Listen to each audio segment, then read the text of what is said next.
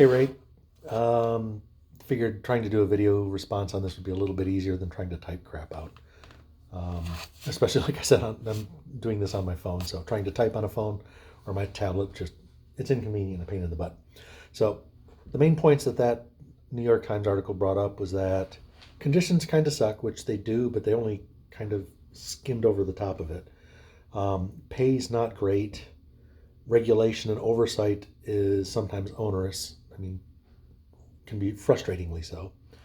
Um, and as far as the vaccination mandate, well, I'm pro-vax, so to me, I'm like, but anyhow, um, the stuff that they kind of skipped over. I mean, they mentioned it like the pay's not great. I'm a reasonably decently paid driver. I make 60 cents per mile. Um, on a bad week, I will make 1,800 miles. On a really good week, I'll make 26 to 2,800. You can do the math, but I mean, this year I should gross 2022, I should gross somewhere in the neighborhood of 65 to $75,000, and that's with considering I'll have only a little bit. When 2022 started, I had a little bit over a year's experience. Um, Now that's me. I'm all I can do. I have what they Class A combination truck driver. That means I can drive a big rig, tractor, trailer, air brakes, that kind of thing. I'm not allowed to haul hazardous materials, and I'm not a tanker driver. And then there's also other certifications you can get, like doubles and triples, like you see the guy that do the tandem trailers or even the triple trailers. That's another certification. There's a word for it. I can't endorsement, which I have no interest in getting. Um, if you are hazmat certified, that can get you another 2 to 3 cents a mile.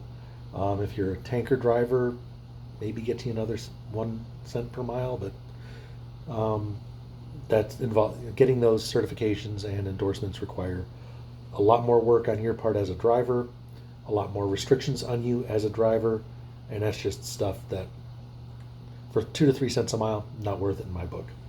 Now I'm looking into possibly going into the oil fields where you can make sometimes a lot of it is just paid flat rate, like $300 a day, $500 a day, something like that. But anyways, at the top level, the pay rate really sucks for a lot of people. Like I said, I make 60 cents a mile. I see advertisements for places saying we're paying 50 cents a mile now, and not that long ago I saw places requesting or listing jobs for 37 cents a mile.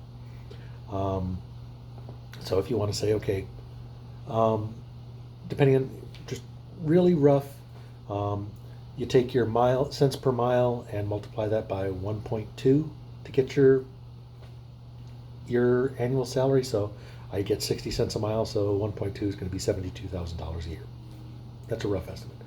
Um, last place I worked, which was Schneider, which is one of the top 3 or 4 carriers in the nation, I was getting paid 45 cents a mile. Put that 1.2 and you're getting 48,000 or 48,000 miles, 48,000, just not much money. And as they hinted at, I'm on the road, you're on the road 60 to 70 hours a week or within an 8-day period, depending. It's complicated, and it's because of the way the logs are, are handled because of the way the federal regulations are, which goes back into some of the very strict oversight we have. I am allowed to be driving a truck 11 hours a day.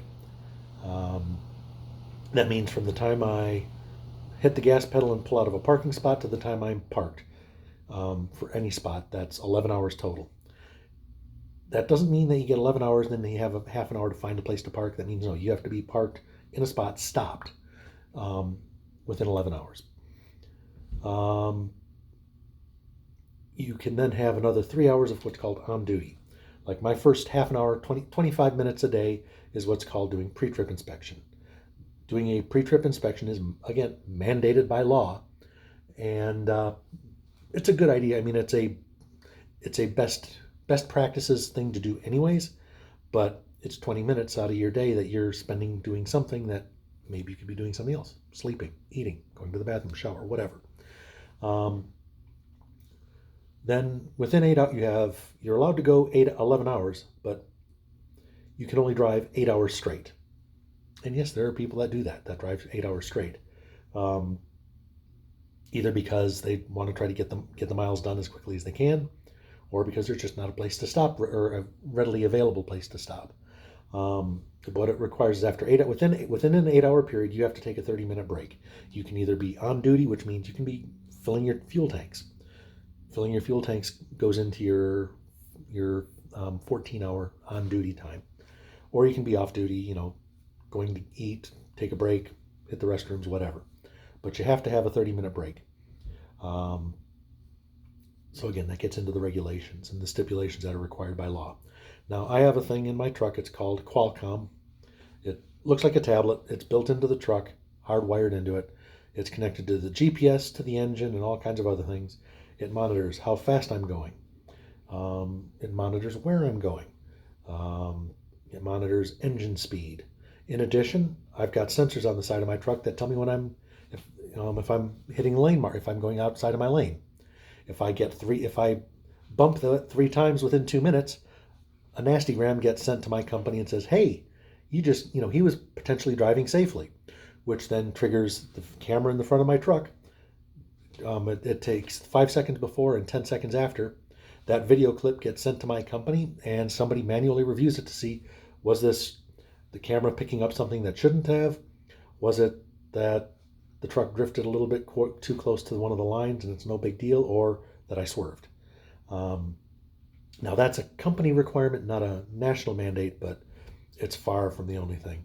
I think pretty much every major carrier has a camera in the truck pointing forward.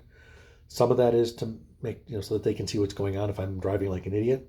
A lot of it is also because of smash and grabs, or whatever you want to call it, where somebody pulls in front of you, slams on the brakes, and you rear end them, and, "Oh, my neck, I'm going to sue Covenant or Schneider or Prime or whoever for millions of dollars." That's a big portion of it. Some of the older trucks at the company I work for do have inside-facing cameras. And as the article mentions, they can watch where you're looking. They can tell if you're on the phone. All of this kind of stuff. My company used to use them interior, but let's put it this way. I live in that truck. I wake up, change clothes, do sponge bath and all that other stuff. Me, women, whoever else. So you're standing there naked in your truck at times. Just a fact of life. Do you trust that camera's off when it says it's off? People are, conservative about, or not conservative, but concerned about the little cameras on their laptops or even on their phones. You can at least you have some control over that, but camera pointing to the inside of your truck? Covenant and Landair, the company I work for, decided that it wasn't worth the legal risk, that the benefits were too minor. My truck doesn't even have an inward-facing camera. Some of the older trucks do. Like I think I mentioned in one of my previous trucker picks of the day that I was driving a temporary truck. That had an inside-facing camera. And one of the trucks I had that had one had a piece of duct tape over the camera. But since I didn't sleep in the truck, and as I understand they're not even monitoring it, I didn't worry about it. The big thing, pay and oversight is kind of a bit of a problem. But unfortunately, the trucking industry's kind of dug their own grave on that. Some of it is the truck drivers' faults. A bigger part is the companies, because as the article mentions, they're trying to squeeze, after deregulation and everything, they were trying to squeeze every last penny out of every load that they can get, and trying to offer that for the cheapest price. Trucks are a fixed price. You can't get a truck, you can buy a truck brand new, there's a sticker price. You can only get so much of a deal. Fuel nowadays, especially a big deal. That's a huge cost. You can't cut that. You can make deals to, especially if you're a bigger company, you can sign contracts to get bulk discounts and stuff like that, but still, that's a fixed cost. The only place where you can really save money is maintenance and the company systems, and the big one is the driver. And so they've been pushing hard on that for years and years. And finally, last spring, all of a sudden you start to see Covenant, which is, I don't work directly for them. My truck doesn't say that, but Landair is a subsidiary of them. All of my repairs, when I was talking to getting my room here and all that stuff, it's Covenant. They're pretty damn big. I think they've got 10,000 trucks on the road, something like that. And the biggest one is Swift, I believe, and UPS is up there, somewhere in the 20 to 50,000 trucks range. Those are the biggest companies. So at any rate, all of that stuff kind of it beats on you. And those bigger companies last year, as I said, were starting to actually raise the prices. Like I think Covenant prior to early 2021 was paying 45 to 50 cents a mile. Last spring, hey, we've raised the rates to 60 cents a mile. And there's other, there's if you do a team driver, which is two people in a truck, they'll give you I think a 5 cent bonus or something like that. I can't sleep in a truck that's moving, and I don't really care to share that small of a space with somebody else. There's not enough room for me as it is. I don't want to have to share it. Anyway, so wages have started to creep up, mainly because there's been so much pushback. Um, but overall, it's the living conditions of being a truck driver. Um, I actually happen to be in a pretty nice hotel room now, which this is a rarity. Um, Most of the places I stay at are, if I pay for the rent room, it's 80 to $100 a night, and in some of the sketchiest places around, um, most of the hotels I stay at are not very nice. When the occasions that I have to, but let's see. When you're living in a truck, you are living in your truck, as the article mentions. Out of your day, out of your 24-hour day, you're probably spending 22 hours of it inside of that truck. If I'm on a heavy drive day, where I picked up yesterday, I fueled up yesterday, I'm going down the road, I'll get out to go to the restroom, and if I happen to be at a rest stop, I might not even talk, there might not be anybody around me at all. So I could go an entire 24-hour period with talking to nobody, no personal contact.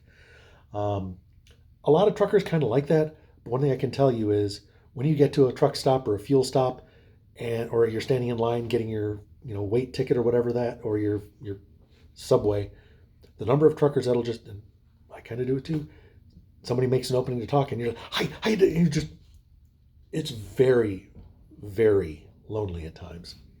And again, some people don't mind that. I mean, there's times I don't mind it. I mean, I listen to my audiobooks, whatever, podcasts or whatever. You can keep the time occupied. But then, where are the places that you stop? Well, if you stop at you're going to stop to pick up a load. If you've seen some of the pictures and some of the comments I've made, a lot of times when you go to a place to either pick up or drop off, you go through security. Sometimes, not always. Some places you walk into the building and you are in a cage. You talk to somebody through a sliding window. A lot of times they're mirrored. You can't even see anybody. Sometimes you're talking to somebody through just a little, little intercom. Long day. Some places have decent bathrooms and even have a little small lounge for the drivers. Some places, they don't even have a porta potty outside. You sit in your truck for a couple of hours. As the guy mentions, Amazon drivers aren't the only ones using various bottles to take a leak in, or trash bags for other stuff. That's one place, so you're dealing with companies that may or may not respect you as a driver or as a human being. Then you go to truck stops. Some of them aren't too bad. Some of them are just downright nasty. In many of the truck stops, you walk through it in the middle of the night, when there's not people around and it's no wind. It smells like piss. There's a lot of truckers that are just fucking nasty. And that kind of, I'll circle around back to that point. There's a lot of truckers that are very, very professional about it. I mean, granted, I'm not wearing a suit and tie, but I'm wearing decent pants, pullover shirt, try to keep myself looking professional, especially when I'm out interacting with somebody. But you'll see guys wearing shorts, flip-flops, have their gut hanging out, and they look like crap. I mean, it's people treat, there's to some degree, if you look like a hooligan or look like a lowlife, you're going to get treated that way. But anyway, back onto the things. You're in a parking lot anywhere with 10 to 250 other truckers. You might have a quarter-mile walk, literally a quarter-mile walk to get to the restroom, which has been used by 250 other truckers. Some of whom are nice and clean and polite and take care of things, some don't. Some truck stops don't necessarily take care of things as much as they should. The food you get. I keep bread some canned vegetables and stuff like that. Everything I eat is cold. I'll eat, canned peas, corn, beans, eat them all cold, just because I don't have it. I have room for. There's a place for a microwave and I can plug one in, but don't have enough room for it, and I keep expecting to get a newer, better truck, so I don't want to get too attached to this one. So the food options tend to be kind of crappy, and even if they're not crappy, they tend to be very expensive. Getting a cheeseburger combo at a McDonald's at some truck stops, you're going to pay 10 or 11 bucks. Getting a can of Chef Boyardee ravioli can cost you $3. Some places will sell that stuff, some don't. Then or you're stopped at a rest stop for the night, or this is the fun part, or starts getting into the whole systematic infrastructure issue, is you happen to be driving late and it's 50 or 60 miles between truck stops, or between exits that have truck stops. You've done your due diligence. You planned, okay, I'm going to try to stop at this truck stop here. You get there, it's full. There's no parking spots. You use some of your spare time that you planned on and you go down the 30 miles to the next truck stop and it's full. What do you do?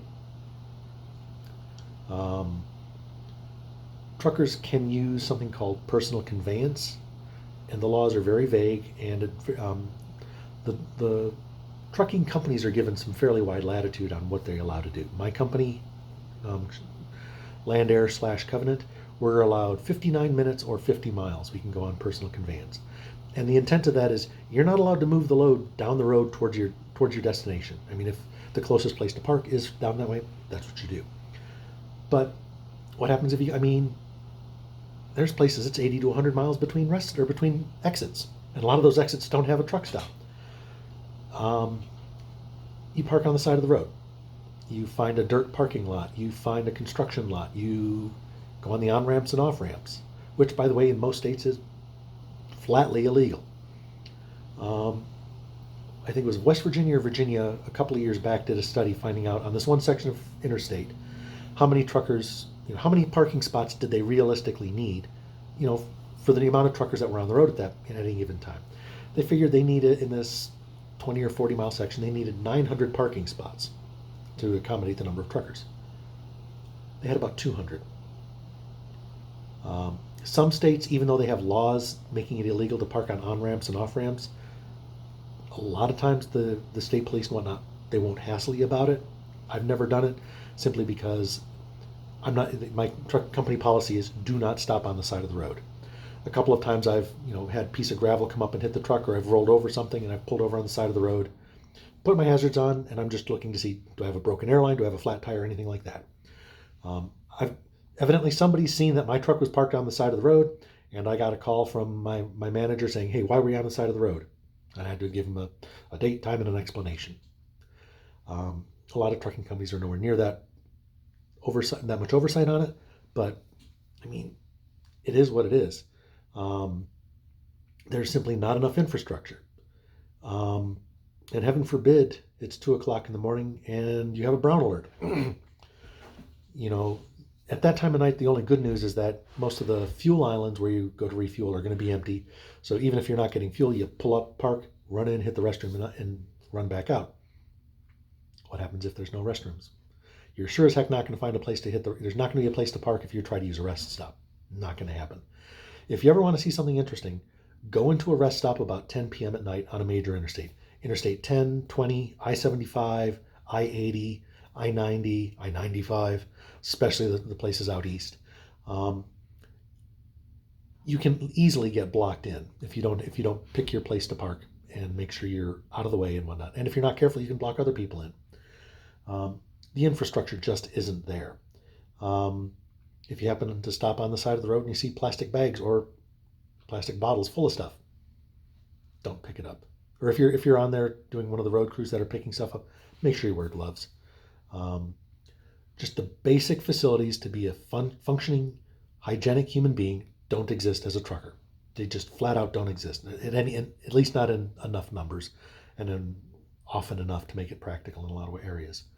And this gets back to the whole thing where they talk about in the article that there's 91% turnover rate. That doesn't mean that only 9% of the truckers are staying in the business. What it means is that there's probably 30 to 40% of the truckers on the road that stay with it year to year. Maybe it's as high as 50 or 60%. I haven't seen the numbers, but what happens is in any given year, somebody gets hired on, they do it for 3 to 6 months, they go, oh, fuck this, and they leave. Then somebody else is coming in to take their place. They last 3 to 6 months and they're off. Like I said, the pay sucks. The lifestyle, even if the lifestyle were perfect, it's tough. My wife and I are really joined at the hip. Being away for 3 weeks sucks. The fact that we're both getting on in age, we've got goats at home. What happens if one of her goats is an idiot and stabs her in the leg? I could be 1,200, 1,500. Actually, I think I could be almost 1,800. I've been up to Vermont. So how far is it from roughly Waco, Texas, to central Vermont? And not to mention that, okay, I can drive back, but thanks to the fact that I've got legal limits, I can't just do a 36-hour straight drive to get back to take care of my wife. I've got to follow the federal regulations. And that's if my company would even let me do it. Chances are they would. Like I said, they're not the best company on the planet, but they're not bad. I mean, they try to take care of their drivers for the most part. A lot of companies don't. But again, so you've got this thing where you've got a lot of people don't like doing the work. You've got conditions that are kind of crappy. So who takes the job? People that really don't have a choice, but are pretty much good-hearted people at work, and they're responsible and they care what the kind of job they do. And then you've got everybody else. You've got the folks that they can't get any other job. This is the job they'll take, and they're crap people. You'll see a lot of people, especially in truckers, tend to be a lot of white conservatives. You see a lot of Trump and related stickers and whatnot on a lot of the trucks. A lot of minorities too. I don't know whether, and then you'll see a lot of, oh, it's the immigrants' fault. Rah, rah. You see it when you read a lot of the reviews online about a lot of the truck stops. Truckers, by and large, especially the most vocal ones, tend to be very narrow-minded and very parochial in their view. If you ain't white, if you don't speak English, you're one of them. And oh boy, do they let you know it. But I mean, the number of people, like I've kind of highlighted, hinted at it before, they just hop out of the truck in the parking lot and take a leak on the pavement. You'll see a truck, trucks will pull away. You'll see a pile of cigarette butts sitting there. You'll see a pile of trash, or worse. I've never seen actually a pile of crap sitting in a parking lot, but I've seen plastic bags that damn well that's what's in it. On the sides of the road, you'll just see piles. Just there it is. And in some instances, I've never had to do that, but I mean, I keep a 5-gallon bucket with a trash bag in it and a roll of toilet paper. Brown alerts are real. So you combine all that stuff, and you end up with people that don't have many other options, and it's just there's a lot of great truckers out there. There really is. With they used to call it a brotherhood or fellowship, whatever you want to call it. There is, to some degree, a real group. There's a cadre of drivers out there that we really do look out for each other. There's something very, very cool when you see somebody stuck on the side of the road, and I mean, none of us are going to stop because we can't. I mean, we just half the time you see it, you see a truck or somebody pulled over, a quarter mile ahead of you on the side of the road, you're going to be stopping a quarter mile past them, even if you hit the brakes now. But just that the respect for the truckers, that everybody you'll see the line of trucks in front of you moving over to get off to give the guy room, and you'll look in the mirrors and you'll see the line of trucks moving over to get out, behind you to do it. Then of course you'll see the guy that's driving with his high beam, swerving all over the place, not paying attention, and comes within a foot or two of the guy that's on the side of the road. Again, crap drivers. There's a lot to unpack, and a 2,000-word article on it doesn't really cover it. It's not a great job for anybody. If you can get local work where you're paid by the hour, maybe that's better. But I mean, depending on how you want to look at it, I probably am driving in any 7-day period, I'm probably driving 50 hours plus the rest of my other on duty, which is dealing with paperwork, doing inspection, all that other crap. Probably 65 hours a week in a 6-day, 7-day period. And if I bring home gross $1,500, what's that? I mean, what's the math on that? $1,500 in 70, that's $22 an hour. And if I happen, fortunately, this company, I have a minimum payment. As long as I'm available 5 days a week, I get a certain minimum payment, which is cool. My last company didn't. I'd get paid. I'd bring home paychecks at $600. Try to live on that. Especially if you, I mean, a lot of times it wasn't anything I did wrong. It's just had a truck breakdown or I'm stuck in traffic for 6 hours. You don't get paid for that. I mean, the last 2 trips out have been just miserable for that. Dealing with breakdown, trucks that are broken down on the side of the road. I've now had 2. This is my second instance in the last 2-3 week periods where I've got truck troubles and I'm spending time idle. The last time I was spending it, I could actually sleep in my truck for the couple of days and spent a couple of nights in a hotel because I was driving a loaner truck. But, for a good portion of that, I'm just, to do it politely, then there's, it's just frustrating. I mean, it's a job I do because I can do it. I've been horrible at networking for my professional career, so this is what I'm stuck doing for now. And there's a lot of people in this position. That's why there's still people doing the job. And there's why there's a cadre of people that still care about it and do a reasonable job. But there's so many people that don't. And anyway, I'm rambling. Later. Sorry this got so long.